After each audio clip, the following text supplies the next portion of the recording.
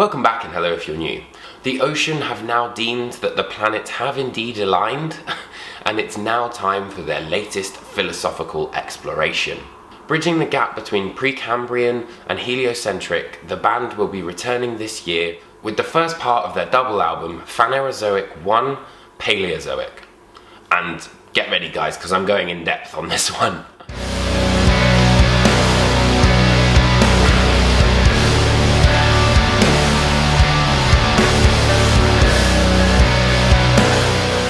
First and foremost, however, the word Phanerozoic means the current geologic eon.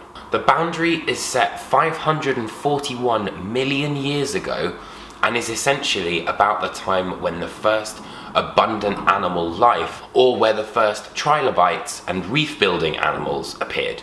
With that understood, the album works in a chronological sense of time. The first section of the Phanerozoic era is titled Palaeozoic, hence the album's name. The album opens with the Cambrian explosion, which contains these embryonic sounds that will form pretty much the foundation of the entire melody throughout Palaeozoic. Using analog synths and piano, it's a beautiful forward as we slowly but surely build the tension into Cambrian 2, and represents the time where the greatest number of creatures in a single period evolved, while simultaneously Pannotia, which was a supercontinent, began to break away to form Gondwana, which is where most of our story here in Palaeozoic is set. Mimicking this idea of eternal recurrence, there are melodies which are reprised, but yet every so often are slightly tweaked and almost have a sense of mutation about them. However, they're all based on this primal melody.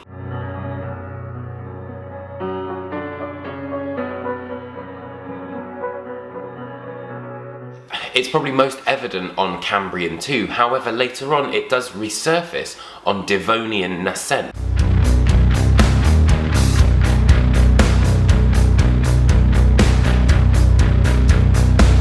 We then move into the Ordovician period, where the most common amount of life was trilobites, snails, and shellfish. But it was also where the first arthropods would come on shore to actually colonize Gondwana. Gondwana was eventually glaciated with major drop in sea levels, killing off all life on the coasts. This also caused a snowball Earth, which led to the Ordovician Silurian extinction, in which 60% of marine life was extinct. This was the first mass extinction and the second deadliest extinction on Earth. Now, a special mention should go to drummer Paul Siedel's performance on this album, but particularly on this track itself. The man has the perfect amount of finesse needed for the calmer sections, but also retains that primal power that the ocean have always had. However, it's Loic Rossetti's absolutely beautiful melancholic vocal sections that reflect this kind of isolated idea that, the glaciation of Gondwana had. It's also here that the original Cambrian melody is reprised once more, but like I said, it's slightly mutated and slightly changed, but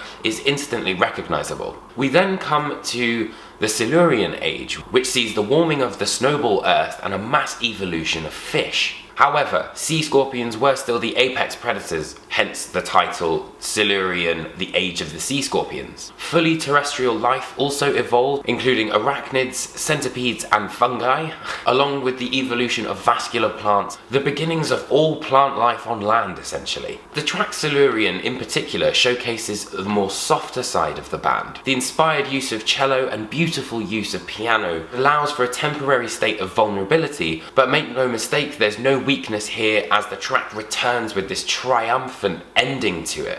Personally, it's the ending which is one of my highlights of the actual Palaeozoic album. Creating inspired use of trumpets and trombones and all this sort of stuff, it really creates a sense of pace. Every track has a sense of familiarity to it, be it a progression, a melody, or even, a slight drum sound. Yet it's continuously evolving, and each track it ebbs and flows within its own kind of parameters. But if you look at it as the album as a whole, each track is almost like a section of the album which ebbs and flows, if you see what I mean. We then move into the Devonian period, which is where there was a huge diversification of fish, whilst on land, plant groups were diversifying with shrub-like forests and existing ferns, for example, very primitive plants. However, near the end of the Devonian, 70% of life on Earth became extinct, which is called the Late Devonian extinction, and is the second mass extinction event to happen in Earth's history. Every track grows organically, and a perfect example is the movement from the end of Silurian into Devonian.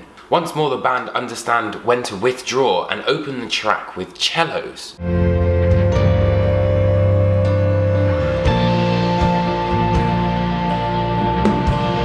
Particularly inspired use of Catatonia's Jonas Renks, who really adds a certain depth and dynamism to the actual track, and it's perfect with his kind of calming vocals because it represents this idea of kind of peace, which was at that point.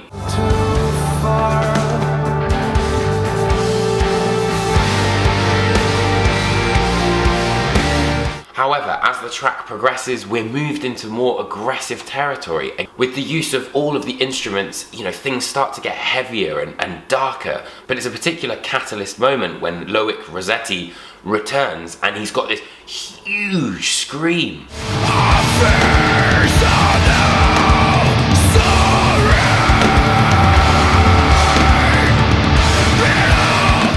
And the tone of the track is instantly darkened. However, we next move into the Carboniferous rainforest collapse. This is when average temperatures were exceedingly high and tropical swamps dominated the earth. Many trees created carbon that became coal deposits as well, and the evolution of amniotic eggs, which would allow for amphibians to get closer into land. However, it did lead to another extinction event called the Carboniferous rainforest collapse. The Carboniferous collapse is where things began to go south, and it's a lovely short instrumental. I think it's only about 3 minutes long, but it begins to kind of bring that malevolent atmosphere back. But once more molds that initial Cambrian explosion melody. To mention that it allows for a nice break in Rossetti's vocals before we go really full on with final track, which is Permian, the Great Dying. This is the final section of the Palaeozoic era. This was where all continents would come together to create the supercontinent that would be known as Pangaea, surrounded by one ocean that was Panthalassa. The Earth would also be incredibly dry at this time due to the lack of multiple bodies of water. Nevertheless, reptiles and synapsids flourished, whilst Dimetrodon and Scutosaurus also ruled the continent. Honestly, I've looked up so much stuff to do with this. However, nothing was prepared for the largest extinction level event in history, where 95% of life on Earth was extinct. Just think about that, like 95% of all life on Earth eradicated. Now, there are multiple reasons behind this. The classic one is the asteroid hitting Earth and all this sort of stuff. But for me, I personally think it's the Siberian taps. They covered the world in 2 million square miles of lava. That's it. What can you do? If there's one continent, there's nowhere else you can go. And it's just a wipeout. The track is easily the heaviest we can hear on the record, and once again brings these recurring themes and these recurring melodic ideas, but changes them ever so slightly. And it's played in a more aggressive fashion, nuancing certain sections that we would have heard earlier on in the album.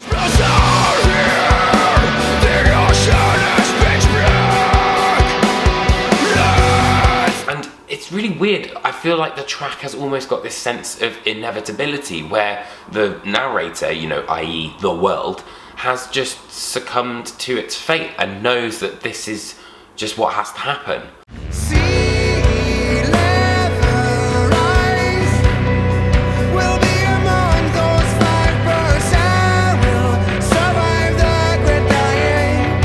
It's again enhanced with cellos and this use of really inspired orchestra, but leads up right to the end of the track where it's kind of this climactic, distortion heavy finish, and then we're just left with nothing.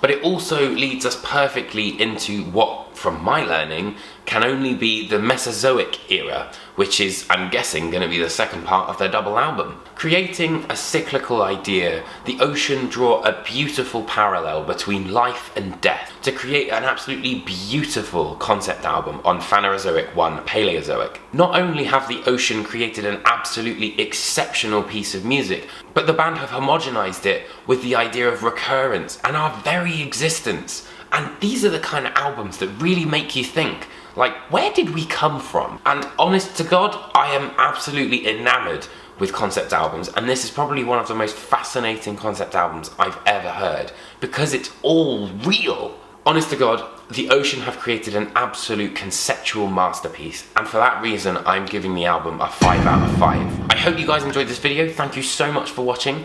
If you did, hit that like and subscribe button. Make sure to tune in to my Apocalyptic Anniversary series over on Metal Sucks. Drop a comment and let me know what you think, and I'll see you guys next week for another album review. Alright, take care and thanks for watching again. Alright.